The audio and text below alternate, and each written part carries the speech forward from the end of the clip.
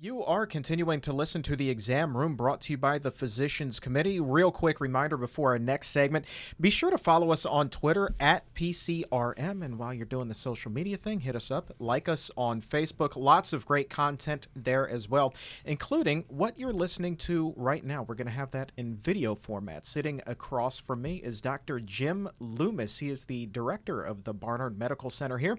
Welcome to the show. Thank you. Thank you. My pleasure. And you know why I wanted to have you on today? It's because Thanksgiving is coming. It's right around the corner. And for me, growing up, Thanksgiving was all about gorging, and it was all about football. And you have a background in football. You were the internist for the St. Louis Rams. Is that correct? That's correct. That's correct. And obviously, what I've also learned, you lose 265 pounds. The whole gorging thing goes out the window. But you don't have to sacrifice flavor when you go plant-based. And so in addition to being a doctor, you're one heck of a chef in the kitchen. Thank you. Well, I'm an accomplished cook. I wouldn't consider myself a chef, but thank you. I do. I enjoy cooking, and in fact, when I was in St. Louis before I moved there, I actually taught cooking classes and plant-based cooking classes at a local cooking school with the express kind of purpose of teaching people they can make healthy, complete, nutritious meals that were tasty, that didn't require any kind of fancy culinary skills, nor ingredients that they'd never heard of. Well, I know in a little bit we're going to bring you back. We're going to do an actual recipe. But right now, I wanted to talk about the science behind Thanksgiving. I was doing a little bit of research for the segment, and I found that the average American eats 4,500 calories on Thanksgiving Day alone. I mean, that's, as a doctor, you just have to find that super alarming. Yeah, it is. And in fact, some research, some of those numbers go up into the 5,500 range. Holy cow. And the average weight gain just from Thanksgiving alone is 2 to 4 pounds. And if you extend that through, that's really the beginning of the whole holiday season where, all of a sudden you've got company work parties and Christmas parties and neighborhood parties. And if you look at total weight gain through the course of the holiday season, you're talking 5 to 8 pounds on average, which is a tremendous caloric, excess to gain that kind of weight. Puts you at a real disadvantage when January 1st rolls around and the gyms go haywire, doesn't it? Right. That's why the gyms are so popular. Until February. Yeah, anyway. Exactly. We're talking about nutrient density here, though, and nutrient density might help offset some of these issues. Right. Is that correct? So one of the beauties of a plant-based diet, and when I went plant-based, before I went plant-based, when I would try to lose, when I'd put on those 5 or 6 pounds over the holidays, and I would try to lose weight. I would cut back on the cookies and cut back on the ice cream and cut back on the candy and try to eat, more fruits and vegetables. And invariably, I would slip back, and we'll talk a little bit later about why that might be. But when I went to a plant-based diet, I found that I didn't have to worry about what I was eating anymore because it became almost calorically self-limiting. Right. And the idea is this: when we process foods. When we take an apple, for example, and make apple juice, or we take an orange and make orange juice, or we take olive and we make olive oil, we concentrate the calories, but we dilute the nutrition. So think about an apple, for example. A small apple, just for simplicity's sake, has 100, small apple here, for simplicity's sake, has about 100 calories, has about 25 grams of carbohydrate in it, or sugar. Right. And when we eat that apple, our bodies have to do physical work to digest the apple. We have to do work to extract the sugar and the phytonutrients. The soluble fiber in the peel here absorbs water. It slows the progression through the upper part of our digestive tract. So that process occurs over a period of time. Our sugar levels rise very slowly, and all is good. Right. We take that same apple and we squeeze out that exact same 100 calories, that exact same 25 grams of sugar. In fact, if you took it to the chemistry lab and you put it in a calorimeter, the calories are exactly the same. You analyze the sugar, exactly the same. But now it's in a glass, not in the apple, and we drink it. In no way, shape, or form are those calories the same. And that sugar is absorbed right out of the upper part of our intestine, lower part of our stomach. Our sugar levels shoot right through the roof. Our insulin levels shoot right through the roof. 2 or 3 hours later, what happens? Our sugar levels are plummeting. We feel hungry again. We want to eat again. And if you think about many of the dishes that are served in a traditional Thanksgiving, a lot of it has become highly processed, meat included. Because if you think about it, what's the nutrient density of 100 calories of turkey. What do you get back from that? Well, first of all, it's about an ounce. So think about how much space that takes up in your stomach. Not a whole lot. And how much fiber is in 100 calories of turkey? You would have to tell me. 0. That's because there's not any, right? Right? How much vitamin C? How much vitamin E? How much cancer-fighting phytonutrients? 0. If we substituted, say, 100 calories of Brussels sprouts or broccoli, what else do we get besides the phytonutrients? We get fiber, we get protein, we get vitamin C, vitamin E.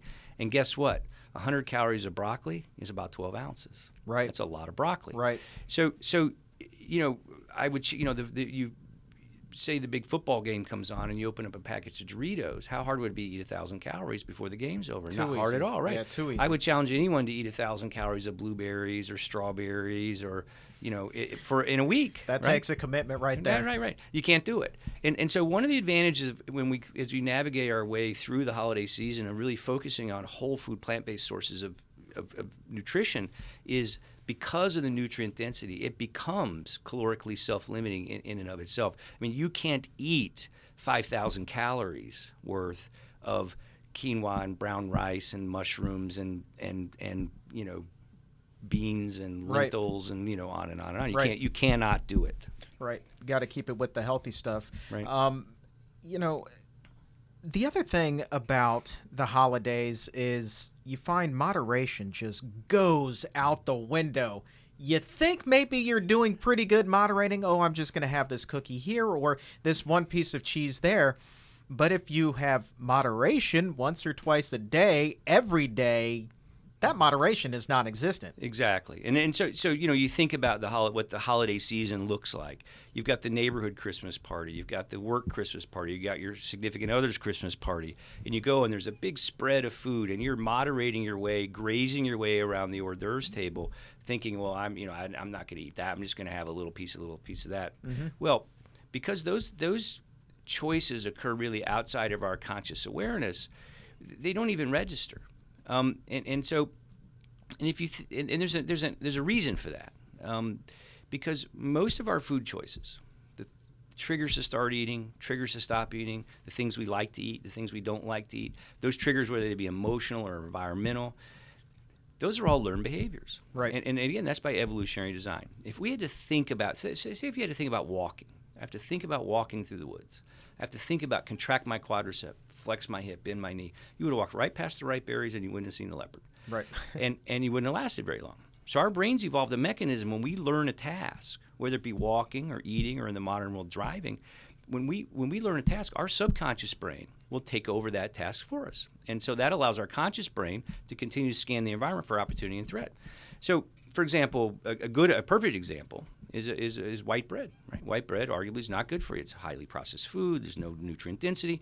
If the environmental trigger you've learned to eat white bread is you walk into the restaurant and the waiter puts it on the table, if that's the environmental trigger you've learned to trigger the act of eating bread, at that moment in time, you don't have to think about eating the bread. Right. You have to think about not eating the bread. So you eat the bread. And the disconnect becomes when you come into my office and say, I don't understand why I'm not losing weight. And I said, what did you have for dinner last night? And you say, okay, I ordered a quinoa kale salad and on. What's not on the list? The 4 or 5 pieces of bread you had, exactly, waiting for it to get there. And that's what happens when we try to moderate our way through the holidays. We make all of these subconscious choices because you've learned the environmental trigger to eat the bacon wrapped mushroom or the or the cube of cheese is it being present on the table at the party, right? Now you can't change that. And so driving is another example. If you move to London, you're going to have to learn how to drive on the other side of the street. Exactly. Right? And for the first 3 or 4 months, every time you get in the car, you got to think about what side of the road am I on? What side of the pedestrian is coming from? And you do that every time. And then eventually, one day you get in the car and guess what? That's how you drive. Yeah. And we can do that with our eating habits as well. But it takes a lot of discipline and mindfulness over the course of typically about 3 to 4 months where you really got to be all in reset those triggers or those habits. And you wouldn't think about driving on the wrong side of the road in London in moderation, because that would just mean you would have a moderate number of head-on collisions and run over a moderate number of pedestrians, right? And in fact, when we make these unhealthy food choices in moderation, when we eat ice cream in moderation or cheese in moderation or whatever, or bacon in moderation, every time you do that, you're running over the cells, the lining of your heart. You're running over the cells that line your colon or your breast or prostate, which increases your risk for cancer. Right. So now, once you've come out the other side and you've taught yourself how to drive in London, if you will, and you go to a place and you make the conscious choice. Say you go to a restaurant and they've got the best bread ever made, and you choose to have a slice of bread. Absolutely nothing wrong with that. But you're not mindlessly eating 4 or 5 pieces of bread, waiting for the main course to come. If you go to a holiday party and there's an hors d'oeuvre that's absolutely fabulous, and you make the conscious choice to have one of those, absolutely nothing wrong with that. But you're not mindlessly grazing through, the next 3 hours, consuming thousands of calories, outside of your awareness. And so that's why, that's why you got to get all in for a while to so that you relearn these habits and reset your brain, and so that you can make these decisions become conscious choices as opposed to subconscious choices. So, respectfully, I'm going to disagree. I think that once you're all in, you need to stay in. At least that's what worked for me. Okay, so at my heaviest, I was 420 pounds. Oh, I mean, wow. that is a serious food addiction. Yeah, right, I mean, right, that was my problem. Right. So once I eradicate all of that nonsense out of my system, like it's been 8 years, and I refuse to eat a potato chip, a nacho, anything like. As a matter of fact, I call it my one nacho theory, because every failed diet, quote unquote, that I went on before I was successful long term, I can trace back to one slip up, that one hors d'oeuvre, that one piece of bread. And in particular, one time, one nacho that just completely derailed my progress. And so maybe it's different if somebody, is losing 20, 30 pounds vanity weight. But if somebody's like super morbidly obese, I think that you have another problem there. Right. Well, food addictions are a different issue. So Yeah. that's not, I'm not talking about that. Like, you wouldn't, if you're a heroin addict, you can't come out the other end and say, I'm only going to do heroin. I'm going to make the conscious choice to do heroin. So Exactly. I'm not talking about food addiction here. Right. The other thing that happened to me, because I ended up losing I went on a plant-based diet about 6 years ago because I had become unhealthy, and I learned nothing about nutrition in medical school. My doctors who were treating me for some chronic problems didn't talk to me about nutrition, and I happened to see the documentary Forks Over Knives really serendipitously, and the idea of food as medicine was a profound one and life-changing. Yeah. And so when I transitioned to a plant-based diet, what I found was after that 3 or 4 months when I went all in, is that I no longer, like, if I was presented with a choice of ice cream, it was not in the choice bucket anymore. Yeah. So that's what happened to me. Like, if someone put a bowl of ice cream in front of me, and it was the best ice cream in the whole world, I get nauseated thinking about ice cream and what it is and what's in it and it makes me feel bad. So, the other thing that fundamentally happens is your whole idea, your relationship to food changes. Especially when you start to develop a healthier lifestyle overall, you start exercising, and so you've got other ways to relieve stress. So you're not emotionally eating and on and on. So the ankle bone is connected to the knee bone. Yeah. And oftentimes we talk about food separate from the other 2 legs of what it really means to being well. We separate it from exercise. We separate it from our emotional health and sleep. But there's a fundamental connection. I mean, you don't park your car in the garage for a year and put gas in 5 times a day. No. Even if it's the right kind of gas. Right. You don't put 30 gallons of gas in your car if it only holds 15. And you certainly don't put bad gas in your car and expect it to run right. Got that right. And if it didn't, and you took it to your mechanic, and he fixed it and told you what the problem was, you don't stop on the way home and do that again, right? And if your car's in the shop every week or every few weeks for a same problem, different problem, but all being caused by bad gas, and your mechanic told you, well, if you would just put less bad gas in your car, you could come back in 6 months instead of 3 months. Yeah, you'd probably get a new mechanic, right? You would get a new mechanic. So, but we treat our cars better than we do of ourselves, and so we're talking about food here mainly. But again, really, there's more to it than that, and our emotional health is part of that. We can't be emotionally well without regular exercise, right? Because our stress response was designed to facilitate us exercise from an evolutionary standpoint, because we had to run away from leopards and hunt and gather. And so when we overstress and under-exercise, we get anxious, and we can't sleep at night, and we turn to food oftentimes to help alleviate that unmitigated stress.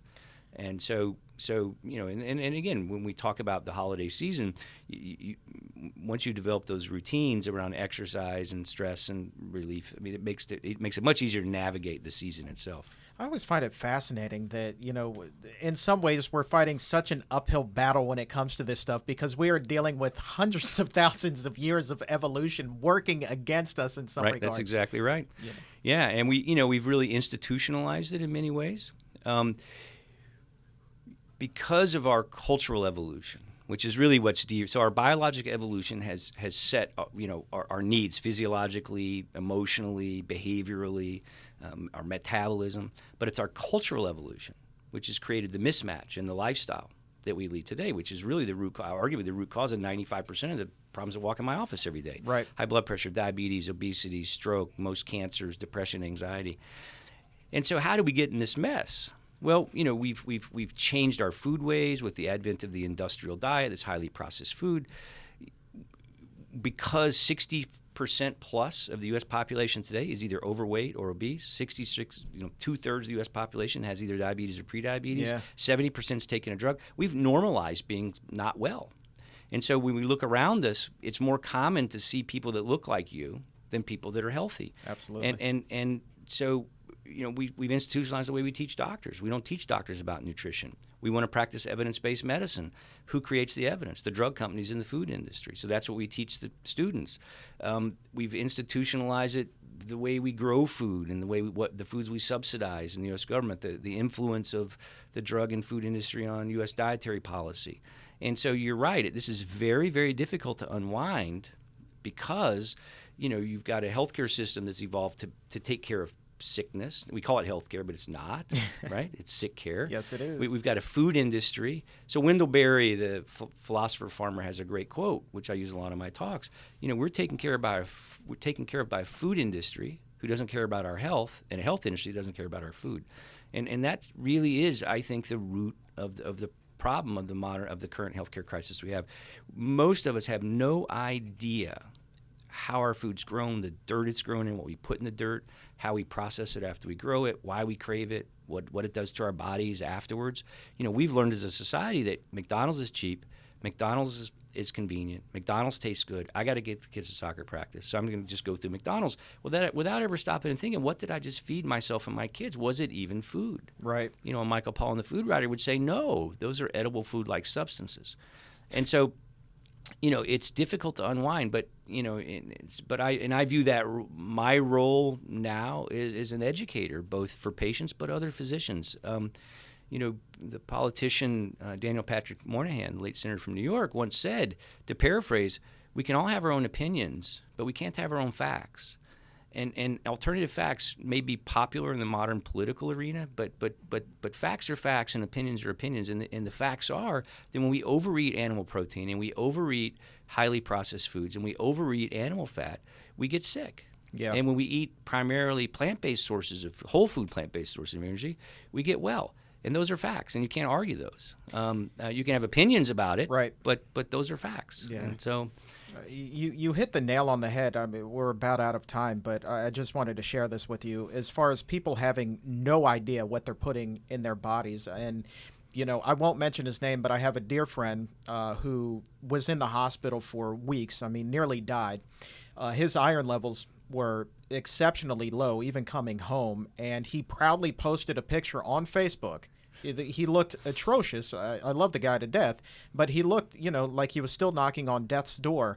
But he stopped at a fast food restaurant on the way home and got a hamburger and was boasting about, it's time to get my iron levels back up. Right. And I just start shaking my head. Right. It's right. like, even if you don't know about a plant-based lifestyle, at some point, common sense should kick in. Right. But, the powers of social media, the powers of marketing, we've been told that the new white meat, right? Pork is the new white meat, and got protein, with the milk campaigns and on and on and on. So we've been, marketing plays a fundamental role in our society, how we craft our decisions around what's helpful and what's not. Yeah. And we could have a whole nother podcast on that, but we will. No, you're right. It is a sad fact. Well, I want to thank you so much for your time. I know you're a busy man. Thanksgiving coming up. Then you're going to jet off to London. You're running a half marathon. You've got patients upstairs. I mean, you're like a Renaissance man. I don't know about that. I just, again, this is too important. We do not have a sustainable healthcare system from a cost standpoint. We do not have a sustainable food system from an environmental standpoint. And it turns out the answer to both of those problems is the same. Yeah, it's a plant-based diet and decreasing or eliminating the animal sources of our food, and so somebody's got to talk about this stuff. Yeah, and when I moved here, people thought I was crazy. They said, "You'd be thinking about retiring? What are you doing, moving, starting over in Washington D.C.?" I said, "This is just too important an issue." So I thank you for allowing me the opportunity to talk about this because it is so important. Oh, we're going to have you back on. I mean, we've got 52 shows a year that we need to bang out, and you're right upstairs. All right. And I've got your cell phone number now. All right. So stick around. Don't go anywhere. We still have a recipe coming up. You are listening to The Exam Room, brought to you by the Physicians Committee.